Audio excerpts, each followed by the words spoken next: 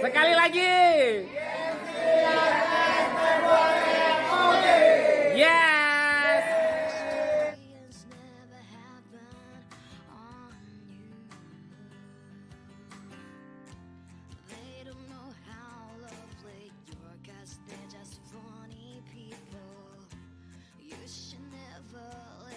Melindungi pembuluh darah perempuan itu justru dari hormon estrogen dan progesteron itu gitu. Udah pada tahu belum nih? Ibu belum tahu ya, sama dong ya kan? Nah jadi waspada sama ibu-ibu nih. Kita sebagai perempuan di usia di masa sudah menopause ya dok. Jadi hati-hati karena tidak ada lagi perlindungan yang maksimal dari hormon yang sudah berkurang itu. Betul. Hormon perempuannya bu. Nah, estrogen progesteron itu. Jadi kenapa sih makanya selalu dipesankan nih ya kalau ibu ke dokter, bu makannya hati-hati ya gitu ya karena apa namanya banyaklah makan buah, banyaklah makan serat-serat sayur ya atau biji-bijian seperti itu. Kurangi makanan-makanan yang kolesterol tinggi karena memang tidak ada lagi yang proteksi bu, yang melindungi ya. nah dok soal coba kadang ada orang-orang yang gini nih dok bilangnya, aku kan nggak ada keturunan riwayat penyakit jantung, itu mungkin nggak sih terkena penyakit jantung? Oh iya. Kalau kita bicara tentang masalah penyakit jantung, sebetulnya penyakit jantung itu banyak banget ya. Macam-macam ya dok ya? Ya, banyak sekali bapak ibu penyakit jantung. Ada penyakit jantung, kita ngomong dulu rinciannya dulu ya. Pertama yang paling bahaya memang penyakit jantung koroner karena itu berakibat kematian langsung. Oh, Yang kedua penyakit jantung rematik. tuh. Nah, jadi Ada macam-macam ya ternyata ya? ada. Penyakit jantung rematik itu karena infeksi di usia masih kanak-kanak biasanya. Kemudian penyakit jantung karena hipertensi. Ya, itu juga lama-lama kalau hipertensinya tidak diurus dengan baik, dia terlalu tinggi, itu akibat paling sering adalah pada jantung. Kemudian penyakit jantung karena masalah paru-paru. Itu sering juga jadi masalah. Misalnya pada orang yang pernah infeksi paru-paru seperti TBC tidak mendapat penanganan dengan baik, nanti berakibatnya kepada jantung juga, gitu. Atau dia perokok berat yang akhirnya paru-parunya sudah terpengaruh, atau yang namanya penyakit paru obstruktif menahun ya, atau PPOK itu, nah itu nanti berakibatnya kepada jantung juga, gitu. Ada lagi namanya penyakit jantung yang kardiomiopati. Itu apa tuh? Kalau kardiomiopati itu memang struktur dari sel jantungnya bermasalah, gitu. Ya jadi dia karena suatu hal gampang sekali menjadi lemah, seperti itu. Ya, nah memang dari penyakit jantung yang banyak itu, yang paling berbahaya mengakibatkan kematian langsung adalah penyakit jantung koroner. Kalau penyakit jantung yang lain-lain itu nggak langsung bikin kematian, ya karena dia sedikit tapi terus membuat progresif pada jantungnya, akhirnya jadi bengkak, pompa jantungnya jadi lemah, katup-katup jantungnya jadi bocor, nah seperti itu. Akhirnya ya kitanya juga jadi penderitanya juga jadi capek, ya baru bergerak sedikit lemah gitu, seperti itu. Kalau penyakit jantung koroner kan memang resikonya kematiannya tinggi ya. Gitu. Nah jadi Bapak Ibu sore ini kita belajar ternyata ada banyak kategori penyakit jantung nih. Jadi nggak dipikir jantung apa tahu ya?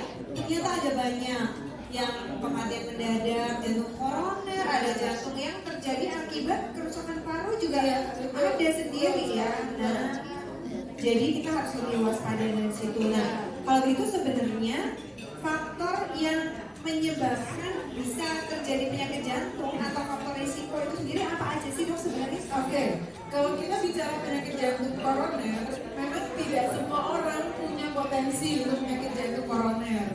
Ya, kita selalu tanyakan atau biasanya memang berhubungan dengan yang namanya faktor resiko. Faktor resiko nih Bapak Ibu Ya, faktor resiko itu dibagi dua. Ada faktor resiko yang bisa dimodifikasi. Artinya, kalau kita mau perbaiki, itu sebetulnya resiko kita juga akan makin kecil untuk kena penyakit jantung.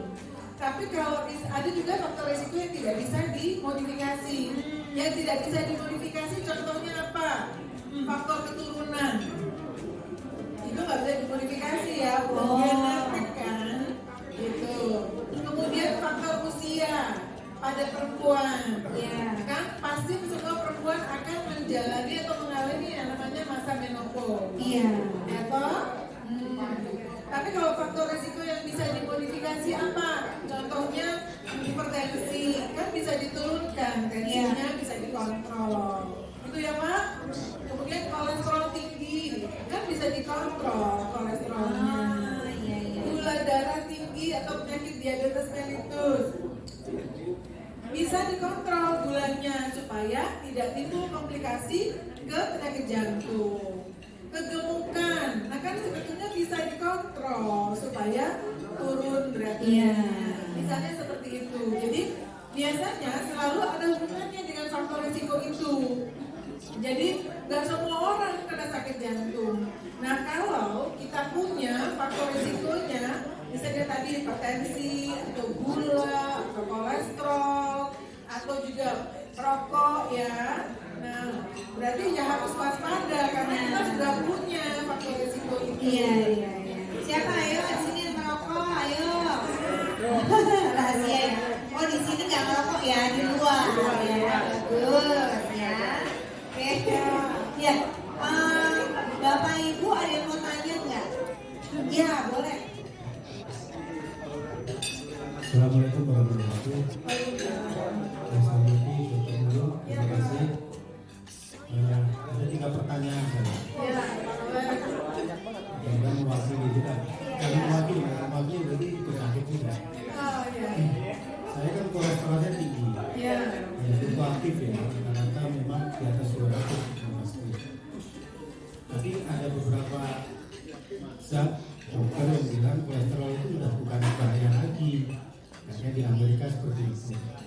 Nah, kemudian dari dokter klinik ini saya minta kalau risikonya secara umum sekarang kolesterol tinggi risikonya di jantung. Jadi saya minta jantung saya dicek. ya, Saya dikasih surat pengantar itu yang paling basic itu EKG ya. betul. Begitu di EKG itu terdeteksi bahwa pulsanya itu lambat. Saya lupa namanya itu Ya, level 1.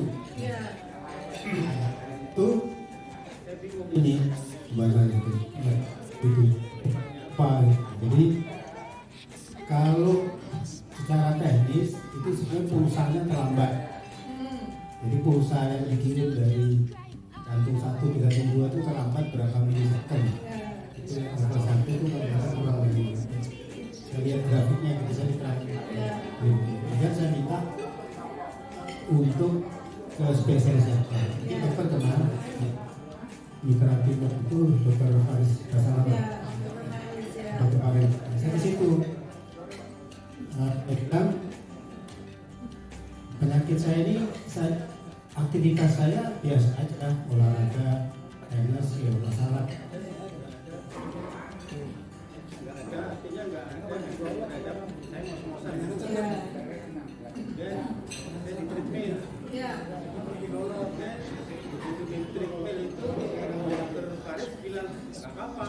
ya,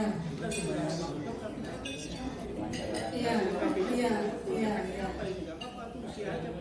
ya, Saya agak kecewa dokter Faris sedikit bicara dia. Nggak apa-apa, nggak apa-apa. Saya diterima hasilnya bagus. Jadi sebetulnya apakah level 1 ini saya agak khawatir, kemudian saya tidak juga bisa ke level 2, level 3. Karena kalau sudah level 2, level 3 itu kita sebenarnya panas. alat pacu jantung. Ya, ya, betul. Ya, Dari level 1 itu apakah kita naik ke level 2 karena apakah saya ya, Ya, makasih. Jadi itu yang pertama. Artinya faktor usia kan nggak bisa dibendung. Iya, betul. Apakah makin lama level 1 bisa menjadi level 2 Iya. sehingga makin terlambat, Iya. pulsa yang dikirim dari Iya. depan ke belakang terlambat, Iya. sehingga akan sinkron dan bergerak. Yang kedua, tanggal 12 Mei nanti ibu saya itu akan menjalani FVLT itu. FVLT di situ ada nomor 2 itu, laser treatment. Iya. Pembuluh darah. Iya, betul. Sekarang terapinya pakai stocking. Betul. Kalau misalnya kalian sudah sepuh ya pasti. Iya. Kalau tidak jadi operasi risikonya apa dok? Dari IVLT ya. Jadi VLT, tapi Ya. semua dokter di kampung sana, kampung saya, sarannya memang kalau usia ibu seperti ini harus dilakukan terapi laser itu. Ya, ya. Yang di kampung sana nggak ada alatnya, harus ke Surabaya atau ke Malang. Ya, betul. Karena saya tinggal di sini, saya bawa aja dah. Jakarta, Surabaya. Iya. Iya. Itu kebetulan dokter yang menangani itu adalah dokter Suci. Iya. Begitu sudah dinyatakan untuk di terapi FVLT itu, dokternya keluar negeri. Oh ya. Jadi sampai 2 bulan ini baru dapat jadwal 12 Mei. Ya. Sekarang memang lagi di Eropa, Pak. Iya. Ya, itu dia. Iya. Saya tanya ibu saya udah di kampung, enak-enak aja pakai stocking itu, Iya. stocking yang Betul. itu apakah stocking itu sifatnya sementara atau memang harus di FVLT itu? Oh ya, oke. Hanya dua. Gue dulu ya. Dua dulu. Terima kasih. Oke. Yang tadi Bapak cerita apa pulsanya terlambat. Oke. Itu namanya blok atrioventrikular. Betul ya, Pak? Blok AP. Iya, blok AV itu atrioventrikular singkatannya.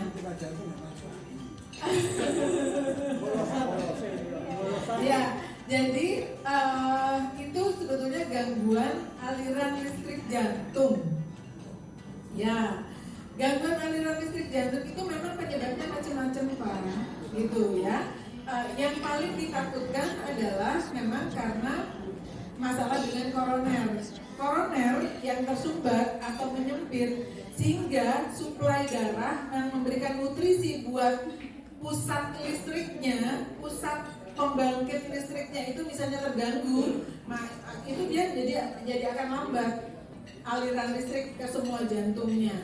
Nah makanya kemarin Bapak di treadmill, dilihat penyebabnya apa. Nah ternyata treatmentnya bagus, berarti bukan karena masalah penyempitan atau penyumbatan koroner, berarti memang karena faktor usia.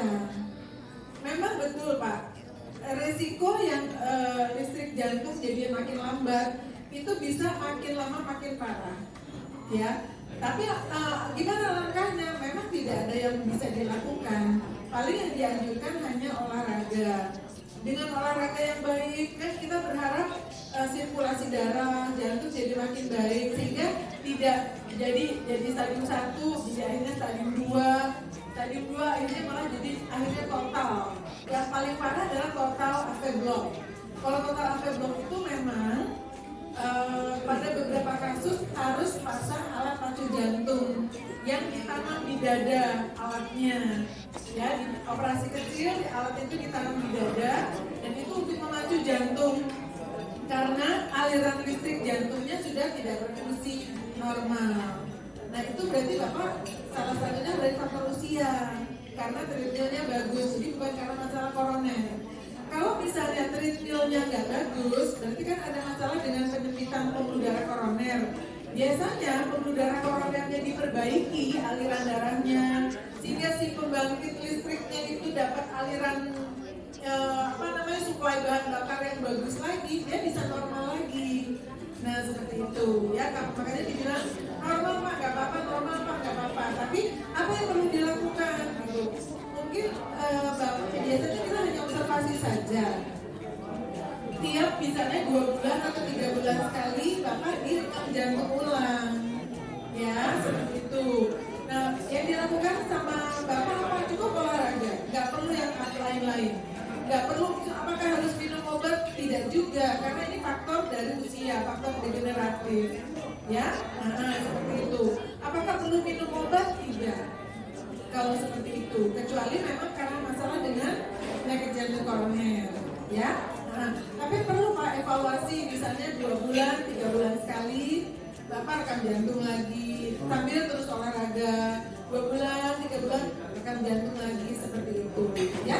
Biar monitor apakah bertambah jadi stadium 2 atau tidak, gitu, ya.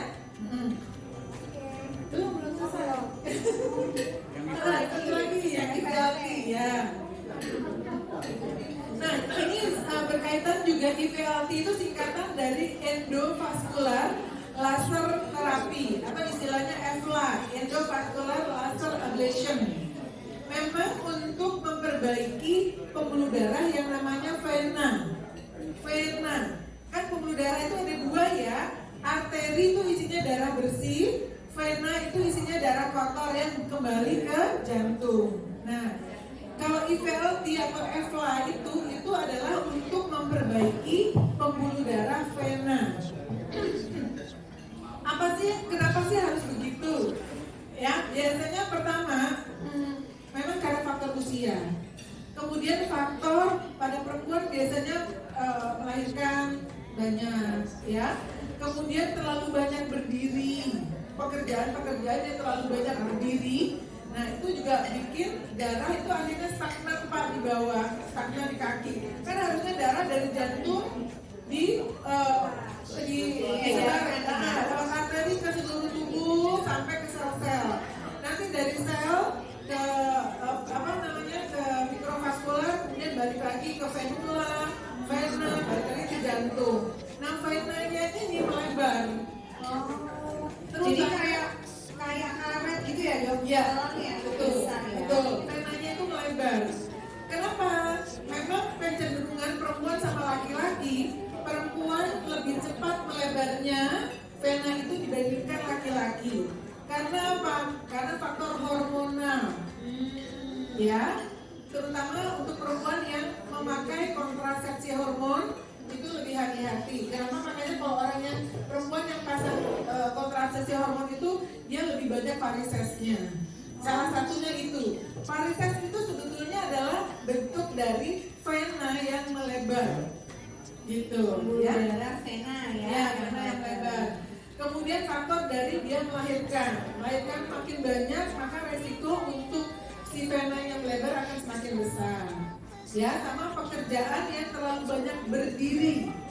Kalau pekerjaan terlalu banyak berdiri, otomatis kan darah jadi stagnan ya di kaki. Ya, jadi akhirnya makin lama makin lebar, makin lama makin melebar. Kalau sudah melebar sekali, memang ada target ukurannya. Ya, kalau lebih dari 3 mm, ya itu biasanya misalnya nggak semata-mata langsung harus di laser. Pertama biasanya akan dikasih obat dulu. Ya, dikasih obat dulu. Ada obat-obat yang namanya argium atau diosmin atau argios itu untuk memperbaiki tonus, memperbaiki kekuatan dari si vena sehingga dia lebih mengecil. Kalau misalnya dengan obat-obatan itu tidak terlalu menolong, biasanya memang dianjurkan dengan ablasi. Nah, stocking itu tujuannya apa sih? Dia tidak membuat si venanya jadi bagus lagi, enggak, karena proses itu terjadinya puluhan tahun Pak, sampai akhirnya venanya besar. Ya, jadi si stocking itu kan dia ngepres, jadi membuat si pembuluh darah venanya itu yang diameternya segini jadi lebih kecil sedikit. Iya, tapi itu hanya menolong sesaat ketika dipakai. Ya, ketika dipakai stockingnya kan ngepres, jadi dia ibaratnya Lancar alirnya ya dok. naikin si pembuluh darah, aliran darah ke jantung lagi lebih cepat atau lebih baik gitu. Kalau misalnya lo kalau pakai stocking kan karena terutama di Indonesia ya panas, banyak orang yang nggak betah gitu loh. Kalau sepanjang sepanjang orang yang bersangkutan masih betah pakai stocking, sebetulnya ya nggak wajib untuk di laser. Ya, kecuali kalau misalnya udah pakai stocking, udah sampai 6 bulan, tapi kan dievaluasi lagi, nggak ada perubahan, misalnya udah dikasih obat juga nggak ada perubahan, Sementara dia juga sering keluhan, sering kram, sering sakit kakinya, sering bengkak kakinya, baru dilakukan laser ablasi. Ya, laser itu tujuannya adalah membuat si pembuluh darah yang besar tadi jadi lebih kecil, sehingga pembuluh darah yang tertahan di bawah itu tidak terjadi lagi. Nah, seperti itu ya. Ya, itu karena faktor usia juga, Pak. Ya, jadi ada standarnya ya dok, standar kapan dia bisa ditoleransi, nggak perlu dilaser. Iya, tergantung dari diameternya, Pak. Biasanya kalau sudah diameternya di atas 5 mm, memang dianjurkan untuk diablasi langsung, karena udah terlalu besar. Tapi kalau masih 3, itu masih bisa dicoba pakai obat dan stocking. Itu insya Allah sih masih bisa berhasil, tingkat keberhasilannya masih cukup baik. Kalau baru 2,5 atau 3. Tapi kalau misalnya sudah 5, sudah 6, itu udah besar sekali, memang tingkat keberhasilannya nggak terlalu bagus. Gitu. Ya? Kita akan ngobrolnya sampai jam 7. Kita masih ada waktu atau ibu Di rumah sakit IMC kita bisa loh Pak melakukan EVLA. Kita sudah sering sekali melakukan EVLA ini juga. Ya. Jadi buat ibu-ibu, bapak-bapak yang kakinya sering kram, terutama kram malam hari. Ini memang cirinya begitu, kramnya malam hari. Ya, kemudian baru berdiri sebentar kok kakinya cepat kemeng. Nah, istilahnya kemeng ya, atau bengkak gitu. Kadang malah bikin seperti gatal di kaki. Gatal seperti eksim, tapi nggak sembuh-sembuh, dikasih salep nggak sembuh-sembuh. Sebetulnya itu namanya dermatitis karena faktor dari lebarnya pembuluh darah. Di rumah sakit IMC kita sudah sering melakukan endovascular laser ablation. Ya, jadi nggak perlu operasi macam-macam. Ini operasinya cuma buka pembuluh darahnya, cuma kecil banget, cuma sebesar jarum. Cuma sebesar jarum aja. Tindakannya cuma seperti itu. Ya, bisa dilakukan pasien dengan kondisi sadar malah. Selesai tindakan, biasanya memang observasi 1 malam. Besoknya bisa pulang. Gitu. Ya, IMC juga bisa Pak ya. Iya. Ya, Saya tanya kalau gitu, Ya. yang ada hubungannya dengan ini tadi mungkin Mbak Dwi. Mbak Dwi. Enggak, ini ada hubungannya dengan yakes. Jadi kalau saya juga sering gitu, kalau tidur tuh tahu kurang sakit banget gitu. Iya. Misalnya. Iya. Sekarang kan baru tahu kalau itu antara lain kemungkinan karena melebar apa tadi Pembuluh darah, betul. Kalau kita ke yakes bilang gitu sama dokter, kira-kira dikasih pengantar enggak? Untuk ini, karena kan kita Ada pakai hemat nggak ini? Karena kan ada hubungannya ya. Ya, gimana Mbak Wi? Kira-kira. Ada pakai hemat nggak ini? Menurut masa bilang kata begitu. Terima kasih, aduh kena juga nih. Ya, intinya gini Bapak, kalau dari atas itu semua sudah diatur dari KD. Nah, masalah penyakit, kalau masalah untuk pembuluh darah tadi dibilang varises ya, itu memang sebenarnya kita tidak ada istilah untuk laser belum ada. Paling dokter akan menyarankan apa? Tadi, kalau memang itu mengganggu sampai nggak bisa jalan, sampai demam segala macam, pasti dokter akan mengkonsultasikan, pasti itu. Tapi kalau kram-kram nih, kram nggak tahu. Memang kelihatan karena tadi pembuluh darah yang besar kan nggak tahu. Bisa banyak jalan, sepedahan, ya kan? Jalan-jalan sama yang lain-lain itu bisa. Kalau misalnya lagi sama Bapak, acara apa nih pensiunan kan? Sepedahan atau Bapak lagi acara malah healing-healing nih ke Jawa Tengah gitu kan? Biasanya kalau ke dokter ya kes keluar pertama pasti dikasih obat. Pasti ditanya, habis ngapain Bapak? Habis acara apa pasti gitu kan? Pasti dikasih tahu, pasti vitaminnya apa? Saraf atau tadi otot. Tapi kalau sampai 2 kali, 3 kali tidak perubahan, pasti dikonsultasikan ya, itu Pak. Ya, dan ditangani dulu Pak. Ya. Ada prosedur bertahap ya.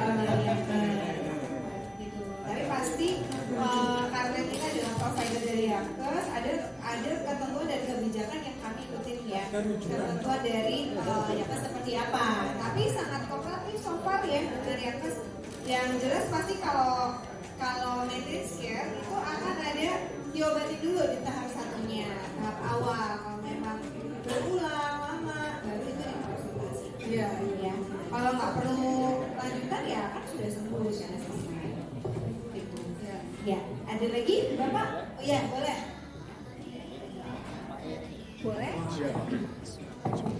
Terima kasih atas kesempatannya. Pertanyaan saya sederhana saja mungkin,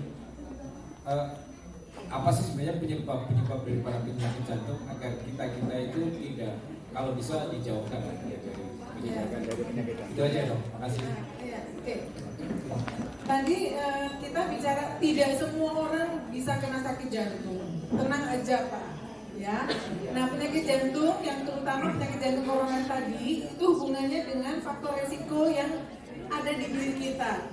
Faktor risiko, ada faktor risiko klasik pada laki-laki. Pertama adalah perokok, ya. Kemudian dia punya penyakit gula, kencing manis, punya penyakit hipertensi, punya masalah dengan kolesterol tinggi, dan satu lagi faktor keturunan, ya.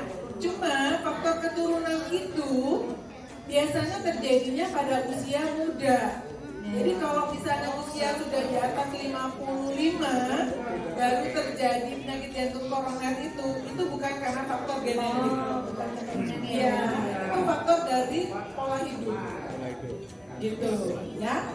Ada sih yang bilang, kan saya merokoknya udah berhenti loh 5 tahun, itu rokok yang lalu. Bisa Pak, tidak berarti bahwa berhenti merokok kemudian langsung faktor resiko itu langsung nol lagi, enggak. Karena kan faktor merusaknya si asap rokok itu dengan 3.000 jenis toksin yang ada di asap rokok itu kan terus dan terus gitu. Dan yang namanya penyakit jantung koroner itu adalah penyakit degeneratif. Ya, salah satunya yang sekarang ini disebutkan oleh para ahli adalah faktor dari radikal bebas yang ada di polusi udara. Gitu. Ya, jadi kalau misalnya kita punya faktor risiko, apalagi kita tinggal di wilayah yang industrinya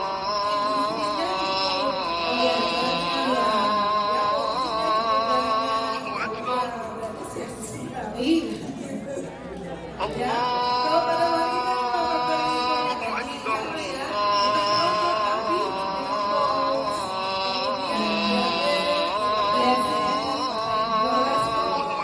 obesitas seperti itu, ya. أشهد أن لا إله إلا Jangan sampai yang 5 itu ada gitu. Kalau memang ada hipertensi, ayo segera berobat supaya tensinya terkontrol. أشهد أن لا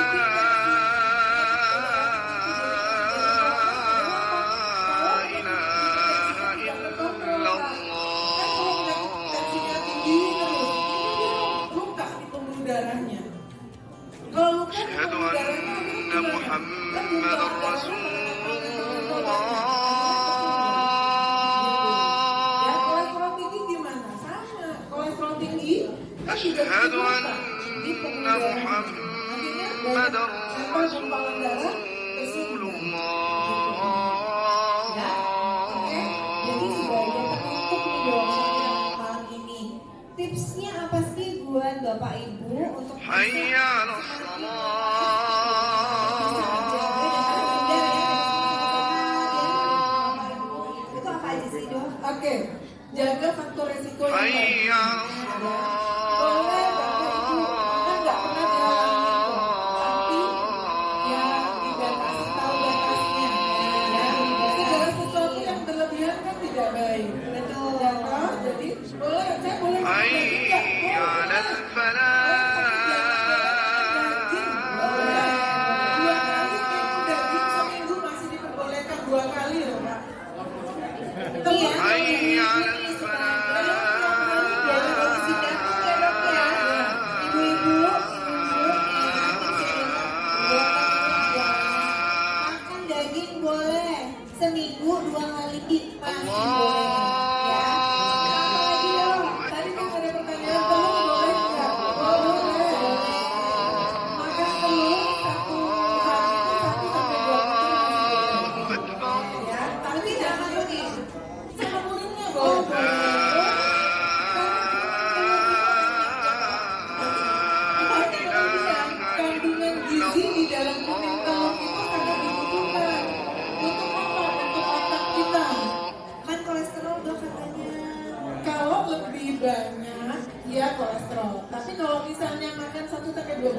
boleh. Nggak apa-apa. Nggak apa-apa. Tiap hari boleh. Jadi salah diet ya selama ini ya, dibuangin ya urinnya. Jadi boleh batas ya dok ya. Ya, boleh ya. Dok, kalau bagaimana cek kesehatan, self check untuk kesehatan Self-check. jantung? Oh, gitu. Bagaimana, ada nggak gitu? Kalau saya kira-kira harus sakit jantung apa enggak gitu ya. Iya, kira-kira gitu. Bapak, Ada ya gejala ya. Coba boleh naik turun tangga Pak, kurang lebih sekitar 15 menit sampai 20 menit. Kalau misalnya naik turun tangga cepat tapi ya 15 menit sampai 20 menit nggak ada rasa sakit, nggak rasa yang berat, panas, dadanya berarti aman. Kalau terengah-engah dok, Hah? kalau terengah-engah, Kalau ngos-ngosan ya iya. Saja. Tapi yang pasti dadanya nggak sakit, nggak ada panas. Ya kalau berdebar-debar gimana? Ya iya normal toh. Iya. Tidak terasa nyeri dan tidak terasa panas Iya. dadanya. Ya. dan itu di mall. Iya. Terus dok, berarti cirinya apa dok tadi dok ya? Cirinya kalau ini nyeri dada karena penyakit jantung apa enggak? Oh, iya. Self checknya Oh, gimana? iya. Ciri khas nih kalau misalnya Nih bapak ibu-ibu, bapak-bapak ya. merasa sakit dada nih jangan-jangan saya sakit jantung langsung sih begitu biasanya. Gak apa-apa sih kalau mau waspada boleh, apalagi kalau kita punya faktor resiko, ya waspada boleh. Tapi ciri khas kalau sakit dada karena jantung biasanya pertama sakitnya itu nggak cuma ceret hilang enggak. Sakitnya itu 15 menit sampai 20 menit nggak hilang-hilang. Jadi kalau ketika sakit itu terus berlanjut. Ya. Nah, kemudian sakit dada bisa berat, bisa panas, bisa kayak dipelintir, bisa kayak masuk angin tapi 15 menit 20 menit nggak hilang-hilang. Kemudian yang kedua, dipicu karena beberapa hal. Misalnya karena emosi, jadi sakit banget. Kalau emosi sakit, gitu ya. Kalau udara dingin, terlalu sakit bisa. Misalnya habis mandi pagi dingin kan, sakit. Nah itu. Atau dipicu karena habis makan bisa. Habis makan saya merasa sesak sakit, tapi kalau nggak makan perut kosong nggak sakit. Nah itu juga harus waspada. Kemudian selain sakit dada, keluhan lain adalah biasanya sakitnya itu bukan di satu tempat, sakitnya itu menjalar ke tempat yang lain. Nah, Menjalarnya itu memang sehubungan dengan penyakit pembuluh darah koroner mana yang tersumbat. Ya, pembuluh darah koroner itu ada 3 jalur Pak, kiri depan, kiri samping belakang, dan kanan. Kalau pembuluh darah kiri depan yang tersumbat, maka sakitnya itu adalah di dada kiri dan lengan kiri, bisa juga ke leher. Ya, kalau yang tersumbat atau menyempit itu pembuluh darah koroner kanan, maka yang sakit adalah di dada kanan, lengan kanan, dan daerah ulu hati. Karena dia alirannya memang seperti itu. Kalau penyempitannya di pembuluh darah yang kiri samping belakang, maka keluhannya adalah sakitnya di punggung, kemudian samping kiri, dan yang terutama di punggung. Jadi nggak sama setiap orang, tergantung mana pembuluh darah yang bermasalah. Tapi biasanya sakitnya itu nggak cuma di satu tempat. Misalnya sakitnya di mana? Ini. Nah, enggak. Biasanya susah untuk dideskripsikan ya di mana lokasinya, karena kan jantung itu posisinya di dalam. Dan dia juga berhubungan dengan daerah yang lain yang tadi saya bilang. Begitu. Ya. Jadi kalau misalnya sakitnya cuma habis itu hilang, bukan, itu paling cuma otot aja. Gitu, ya? oke, cukup ya ibu-ibu dan bapak-bapak ya, supaya tidak 12 tidur gitu ya. Tapi saya yakin bahwa informasi yang kita obrolkan sore hari ini menambah wawasan kan ya. Jadi dari awal dan kita bisa jadi salah satu penyebar informasi positif buat masyarakat di sekitar kita. Bagi bapak ibu yang Adi Yuswo kalau saya bilang ini biasanya omongannya didengerin sama banyak orang. Jadi itu sangat bermanfaat loh di RT ya kan. Ibu-ibu Pak Jenny tuh saya sendiri juga suka dengerin. Oh iya ya kalau Bu ini ngomong gini ya gitu ya, karena sudah banyak pengalaman hidupnya lebih banyak ya. Jadi sangat menjadi bisa membawa perubahan yang sangat Saya rasa terima kasih banyak Bapak Ibu. Saya akan menutup acara sore hari ini. Terima kasih waktunya. Siapa yang mudik? Ada yang mudik? Hati-hati di jalan. Prokes jangan lupa karena kondisi belakangan meningkat. Pasien kami juga semakin meningkat yang saling isolasi. Jadi tolong banget jaga kesehatannya. Nanti ketemu orang-orang di luar sana, cuci tangan jangan lupa ya, jaga kesehatannya masing-masing. Mbak Dwi, ada pesan Mbak Dwi buat Bapak Ibu? Mbak Dwi ada pesan-kesan, ada pesan-pesan deh. Iya. Minta maaf karena mendadak semangat dengan semangatnya bapak-bapak ibu. Terima kasih banget bapak-bapak ibu meluangkan waktunya, tapi ada manfaat ya. Kita silaturahmi, buka puasa bersama. Ayo kapan lagi buka bersama-sama ya. Ya, setelah itu jangan lupa juga dapat ilmu dari Dr. Nurul ya kan. Jadi pesan Dr. Nurul, tolong diingat, dijalankan. Jangan dikit-dikit sakit, aduh iya kes, sakit, aduh iya kes, kita bisa ngapain ya? Perhatikan dietnya, kurang apa aktivitasnya, ya istirahatnya diperhatikan ya. Ada kali gini nih ya. Saking semangatnya, sering ketemu teman-teman, lupa usia, lupa visi. Olahraga minggu ini, Seninnya ke mall, Selasanya ke cucu. Iya, nggak ada di rumah, apa ibu ya? Senin pengajian, ya. Selasanya ke klinik, Rabunya ke mall, ya. Kamisnya ke rumah cucu, sampai nanti Jumat ketemu Sunan lagi kan gitu. Hari Sabtunya. Hari Senin berikutnya ke Yakes, ya, jangan seperti itu. Diatur pola hidupnya ya. Itu kan, saya juga kasih pada pengalaman kan teman-teman Bapak ya, usia yang sudah takdirnya ada takdir masing-masing tapi dijaga. Jadi contoh semua teman-teman kita yang dia semangat, baik, masih muda, olahraganya teratur tapi tiba-tiba umurnya ya. Buat pelajaran buat kita semua ya. Sekali lagi saya minta maaf dan terima kasih banyak Bapak-bapak Ibu sudah sempat meluangkan waktunya hadir undangan dari Rumah Sakit FC Permai.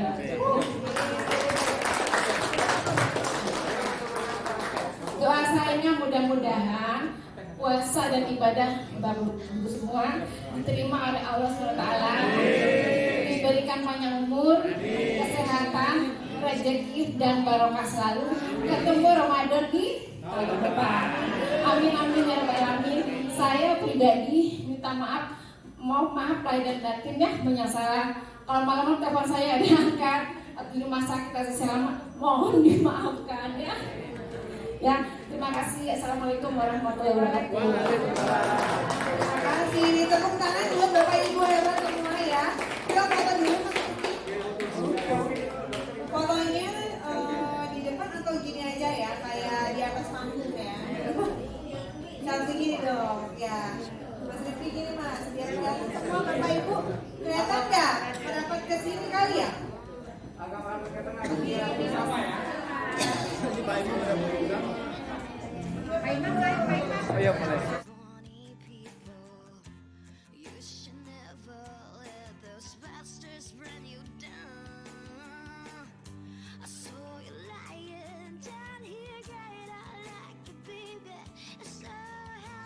Ternyata kisah bisa diberesin soalnya ya beres gitu ya. Jadi Bapak Ibu bisa menjadi kader-kader kesehatan buat orang-orang di sekitarnya. Kemudian keguguran berulang juga suka lihat. Sering kan gugur hamil, gugur lagi, wah itu harus dicek. Karena bisa dibantu, bisa diselesaikan. Ini klinik fertility kami ini baru 1 tahun, tapi sudah ada yang hamil 6, sudah melahirkan 4. Itu bukan karena dokternya hebat, tapi ketahuan masalahnya apa gitu. Jadi bisa ditangani. Dan bukan bayi tabung ya. Nah, terus kemudian syarat specialty center yang kedua adalah syarat tadi Bapak benar neuroscience. Saraf ya. Jadi stroke, saraf Nah, ini bisa kita punya Ini biasanya joget-joget. Nah, gitu. ya, silakan coach. Belum. Digestif, apa namanya?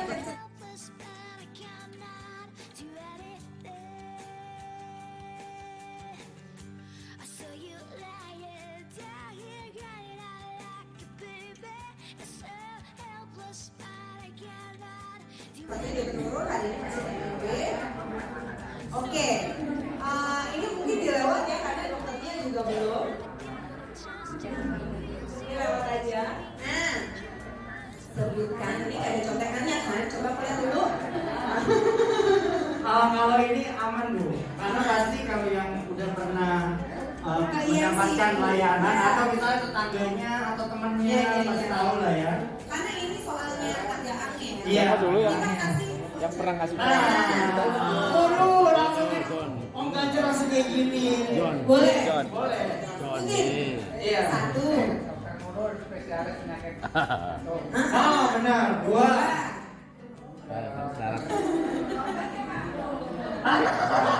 Nyontek dulu Pak, nyontek dulu. Ya kan, nanti ada kesempatan. Ini nomor satu kan? Ya. Dokter Marolog. Spesialis apa?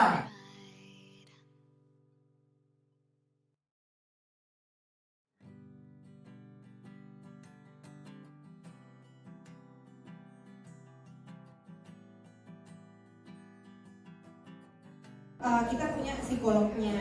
Dokter Nurul, selamat sore. Monggo dok, selamat datang. Ya mantap banget ya. Kita lanjutkan dulu ya dok. Ini lagi dikembangkan lagi adalah spine center ya, tulang belakang. Kemudian ini diabetik. Ini pasiennya juga banyak banget. Diabetik klinik. Kita punya klinik yang terpadu ya. Ngomong-ngomong ini udah azan belum ya? Oh sudah ya. Monggo silakan diambil dulu takjilnya. Ya silakan. Oke. Silakan. Udah belum? Oh belum lah, itu kok udah ngambil. Ayo. Ngambil kok boleh ya, jangan diminum loh. Sahurnya jam 3 nggak apa-apa. Kalau sahurnya jam 3 nggak apa-apa.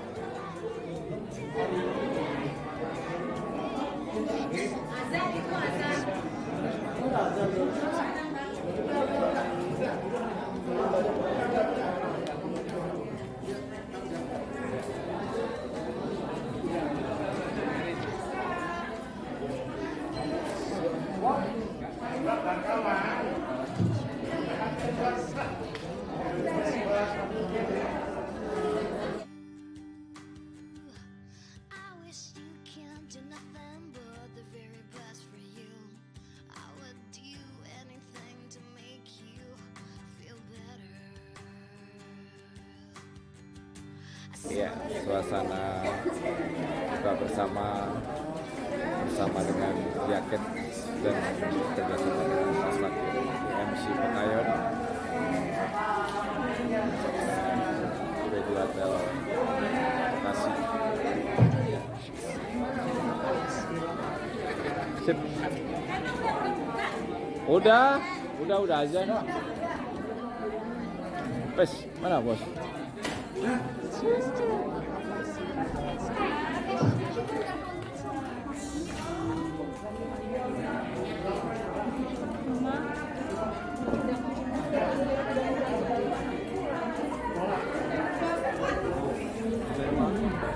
Ngomong. Suasana di rumah makan Wulansari. Iya.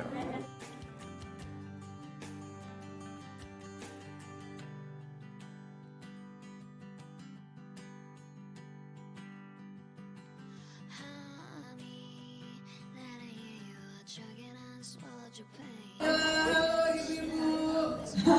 Ya, senang sekali kita bisa kumpul lagi, bisa silaturahim yang pasti. Ya, silaturahim menambah memperpanjang umur ya, sama menambah rezeki ya Pak ya. Betul ya. Amin, mudah-mudahan ya. Oke. Hari ini kami dari Rumah Sakit EMC sudah untuk mengisi acara. Iya, kita ngobrol-ngobrol santai dong. Oke. Mungkin dokter bisa sampai sini. Ya, boleh. Kita sambil duduk ya. Ya, boleh, nggak apa-apa, sambil santai-santai aja, Pak, tenang aja.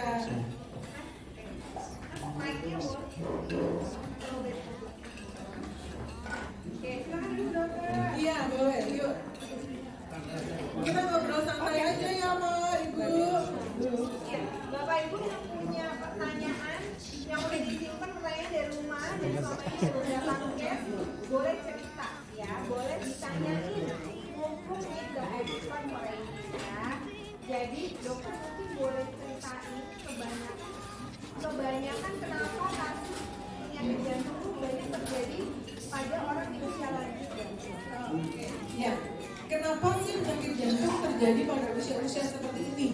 Ya, banyak sih yang bilang waktu lagi kerja kok sehat gitu. Giliran pensiun baru muncul penyakitnya. Gitu ya? Jawabannya begitu ya, betul Pak? Betul Ibu? Oke. Sebetulnya sih anggapan seperti itu tidak 100% benar ya. Apakah penyakit jantung khususnya itu selalu munculnya di usia tua? Sebetulnya tidak juga. Banyak justru tren sekarang ini ya Mbak Yuda, Bapak dan Ibu sekalian, pada laki-laki penyakit jantung koroner khususnya justru terjadinya pada usia muda. Gitu.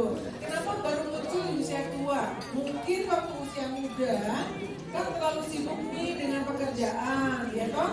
Banyak kali beban pekerjaan, banyak sekali yang harus diurus, belum ngurusin keluarga, anak, pekerjaan, ya.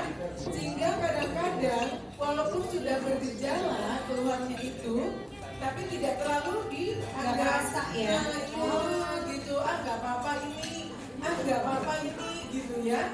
Nah, ketika udah pensiun kan waktu lebih banyak ya. Jadi udah mulai nih ngerasa sedikit, udah deh periksa deh, akhirnya ketahuan gitu.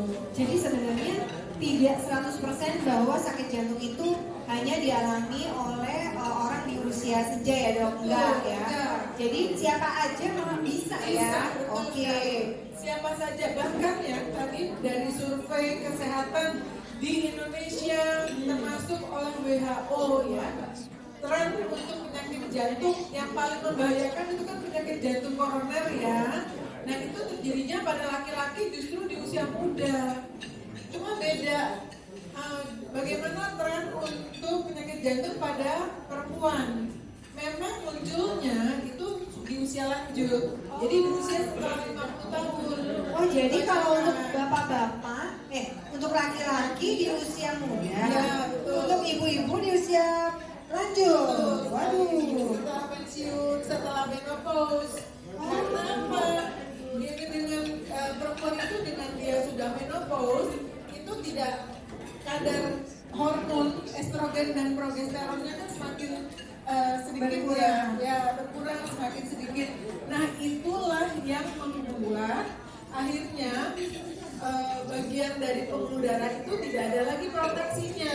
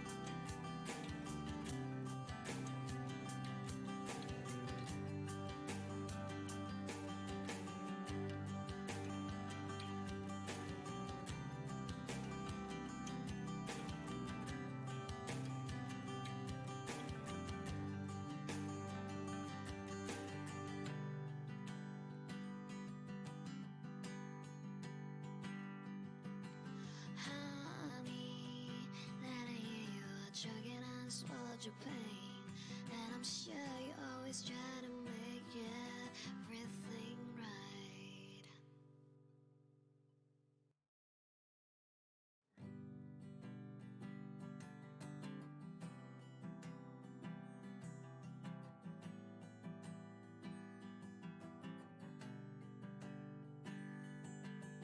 Honey, that I hear you. Assalamualaikum warahmatullahi wabarakatuh. Teman-teman, bulan puasa ini kita wajib berpuasa dan tidak makan minum saja. Ya, kita harus bisa menahan emosi, jangan marah. Saya nggak pernah marah orangnya, ya, karena lagi puasa. Ya. Jadi belajarlah untuk tidak marah. Ya. Lu balik dulu, balik dulu. Masih ngomong dulu.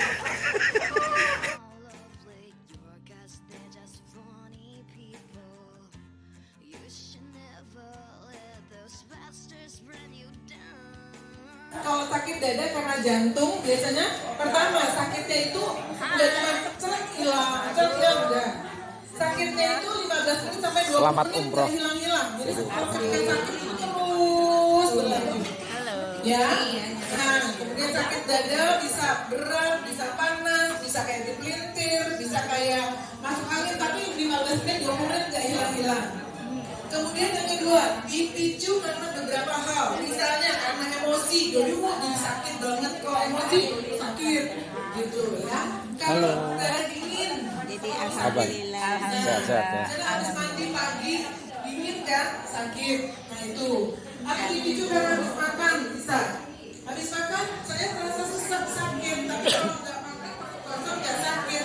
Nah itu juga harus waspada. Kemudian selain sakit dada, keluhan lain adalah biasanya sakitnya itu bukan di satu tempat, sakitnya itu menjalar ke tempat yang lain. Nah, menjalarnya itu memang sehubungan dengan penyakit apa pembuluh darah koroner mana yang tersumbat. Ya, pembuluh darah koroner itu ada 3 jalur, Pak. Kiri depan, kiri samping belakang, dan kanan. Kalau pembuluh darah kiri depan yang tersumbat, maka sakitnya itu adalah di dada kiri dan lengan kiri. Bisa juga ke leher. Ya, kalau yang tersumbat atau menyempit itu pembuluh darah koroner kanan, maka yang sakit adalah di dada kanan, lengan kanan, dan daerah ulu hati. Karena dia alirannya memang seperti itu. Kalau penyempitannya di pembuluh darah yang kiri samping belakang, maka keluhannya adalah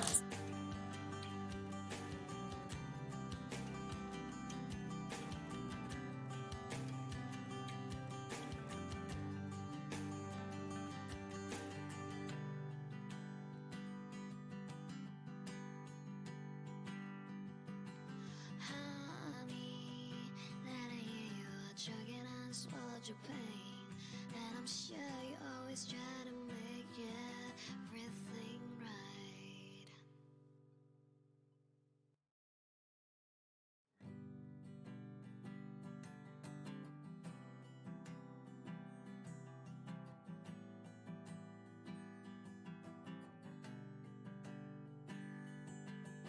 Honey, that I hear you chugging and swallowed your pain, and I'm sure you always try to make everything right. Honey, you don't know how much I hope that is bad experience.